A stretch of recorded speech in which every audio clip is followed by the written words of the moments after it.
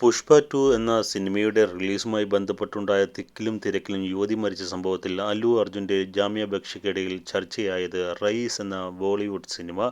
തൻ്റെ കക്ഷിക്ക് വേണ്ടി അല്ലുവിൻ്റെ അഭിഭാഷകനാണ് ഈ ഷാരൂഖ് ചിത്രം തെലങ്കാന ഹൈക്കോടതിയുടെ ശ്രദ്ധയിൽപ്പെടുത്തിയത്.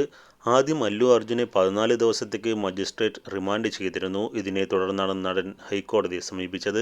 അന്ന് ആരാധകർക്ക് നേരെ ഷാരൂഖ് തൻ്റെ കുപ്പായം വലിച്ചെറിഞ്ഞതാണ് തിക്കും തിരക്കും ഉണ്ടാവാൻ കാരണം. അന്നും ഒരാൾ മരിച്ചിരുന്നു.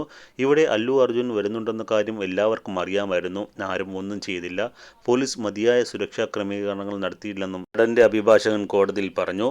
ആദ്യ സംഭവത്തിൽ ഷാരൂഖ് ഖാൻ വസ്ത്രം വലിച്ചെറിഞ്ഞപ്പോൾ അത് സ്വന്തമാക്കാൻ വേണ്ടിയാണ് തിക്കും തിരക്കും ഉണ്ടായതെന്നും അദ്ദേഹം കൂട്ടിച്ചേർത്തു.